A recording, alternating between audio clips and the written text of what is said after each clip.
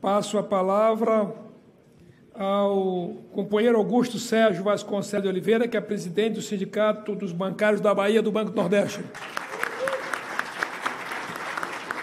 Vossa Excelência tem 10 minutos para a sua exposição, companheiro. Bom dia a todos e a todas. Saudar toda a mesa, inicialmente em nome do presidente, agora interino dessa sessão, nosso colega da Caixa Econômica, deputado Zé Carlos. Já tivemos a oportunidade de participar de outras agendas em conjunto. Saudar o coordenador da bancada do Nordeste, o deputado Júlio.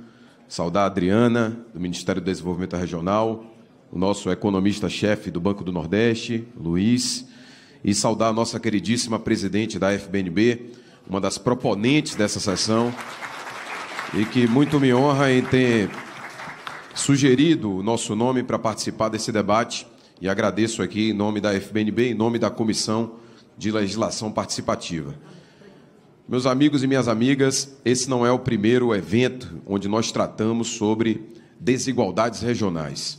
Todos sabemos que a região do Nordeste brasileiro, de acordo com o IPEA, para que nós possamos chegar a índices toleráveis, de acordo com padrões internacionais de desigualdade, uma região não pode ter um PIB per capita inferior a 75% da sua nação. No Brasil, para o Nordeste alcançar isso, teremos que ter crescimento econômico superior a 2,2% acima do crescimento nacional, para que nas próximas 2 décadas possamos chegar ao patamar de 75% do PIB per capita nacional brasileiro. Hoje o PIB per capita do Nordeste é algo em torno de 48% do PIB per capita do Brasil.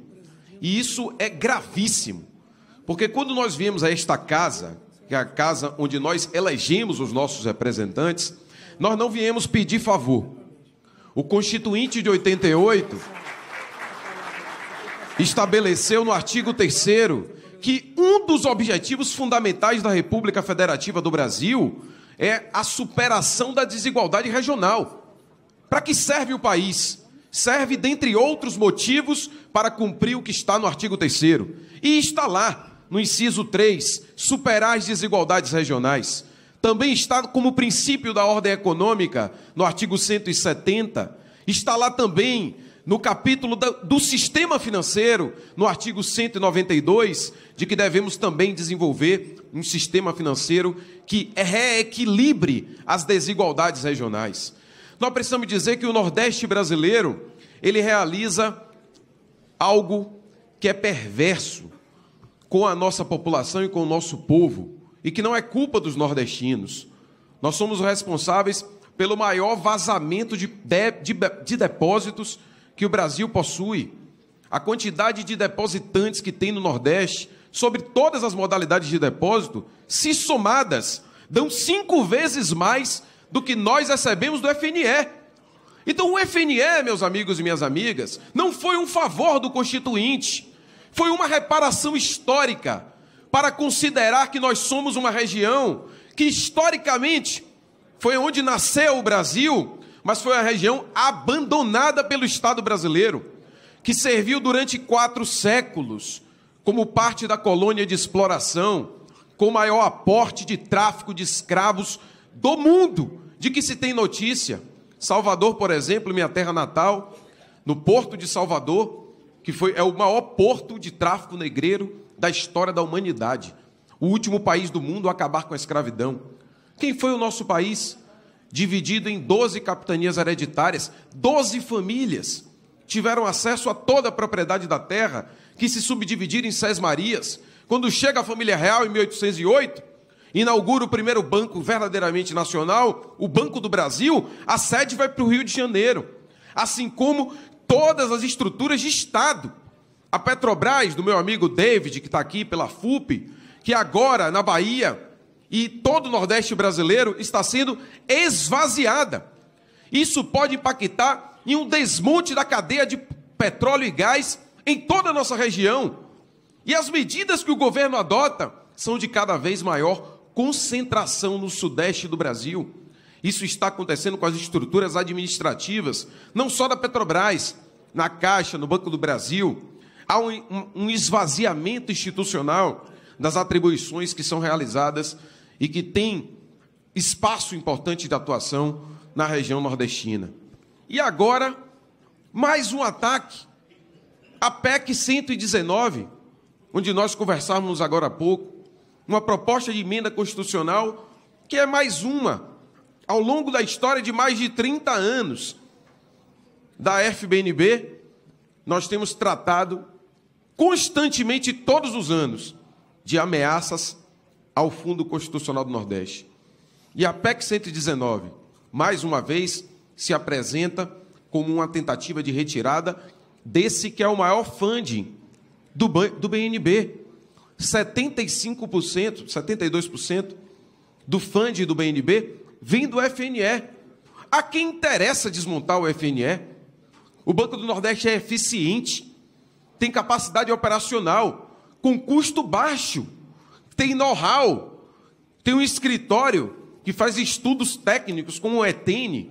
Qual é o banco privado, ou até banco público, que tem a dimensão de pesquisa, que faz com que trabalhadores coloquem uma bota, vão para o meio de uma roça para fazer uma avaliação, que viajam quilômetros e quilômetros, com todas as dificuldades que temos nas nossas estradas, para percorrer cada um dos pontos do semiárido e fora dele.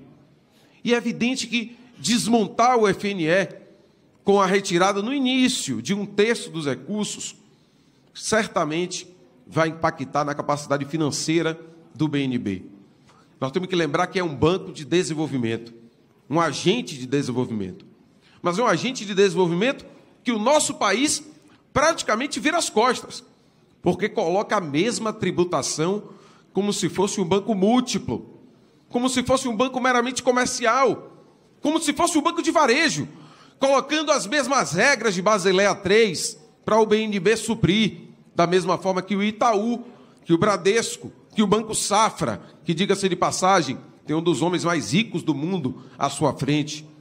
Então, é necessário que o Brasil faça uma reparação histórica com o Nordeste. E essa reparação histórica passa por ter instrumentos indutores. E esses instrumentos indutores, certamente, exigem que nós possamos colocar no centro um debate sério sobre o futuro da política fiscal brasileira. Porque até do ponto de vista aritmético, pense com um olhar ultraliberal, um olhar que negue completamente a atuação do Estado e pense numa visão meramente fiscalista. Ainda assim, seria completamente estúpida a ideia de entregar o BNB, de permitir que esse banco seja desmontado. É um banco que repassa dividendos para a União, cumpre, inclusive, com metas fiscais, porque ajudam a fazer aportes ao Tesouro Nacional. Um banco que dá lucro. Qual o sentido dessas ameaças? O que está em jogo, portanto, é algo muito grave. Nós estamos diante de uma ameaça que vai impactar o Brasil como um todo. Porque, às vezes, um paulista, e o presidente aqui da comissão, o deputado Gilmar, que teve a sensibilidade de acolher o nosso pedido, é de São Paulo, mas, às vezes, um paulista acha que não vai lhe afetar. Como não?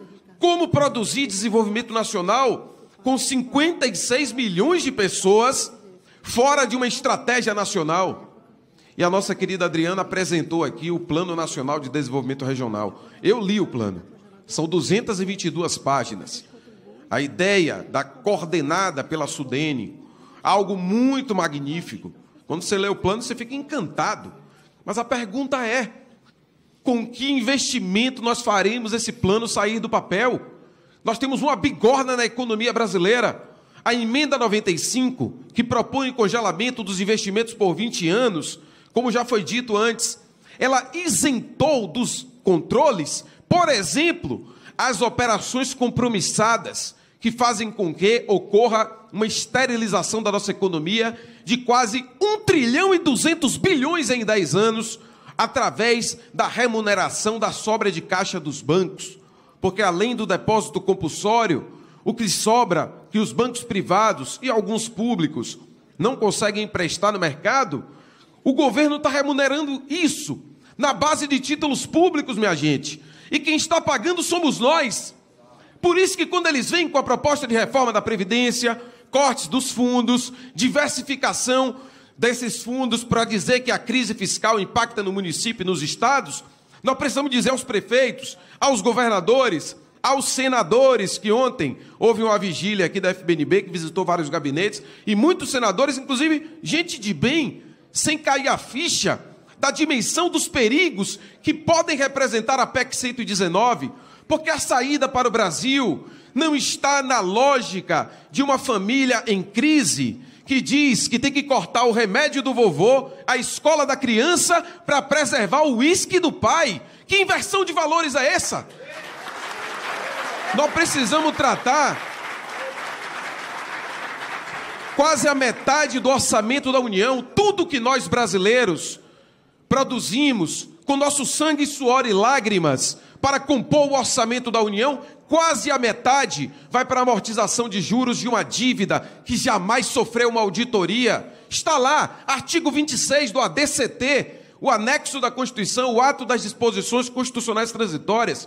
Deveríamos ter realizado a auditoria 1 ano após a promulgação da Constituição de 88, ao invés de enfrentar a ganância dos verdadeiros privilegiados, que usurpam o dinheiro público com as operações compromissadas. O governo passa a mão na cabeça desses ricaços e quer enfrentar o Nordeste, colocando à míngua 56 milhões de brasileiros. Por isso nós viemos nessa casa não com pires na mão, viemos com nossa altivez, para reivindicar o que está escrito na Constituição Federal, que é o pacto fundante da nação. Não aceitamos migalhas, queremos o FNE intacto, gerido e bem gerido pelo BNB. Queremos uma Sudene forte, um Denox, uma Codevasf, a Chesf, estruturas que ajudam a desenvolver a nossa região. Mas queremos, sobretudo, que o Brasil olhe para o Nordeste, não com olhar piedoso, mas com o olhar das potencialidades de uma região que tem quase a metade do litoral brasileiro e, de acordo com a OCDE, nos próximos anos será a nova fronteira, é a fronteira marítima. E nós temos grandes potencialidades, porque, como diria Graciliano Ramos em Vidas Secas, o nordestino e o sertanejo é, antes de tudo, um forte.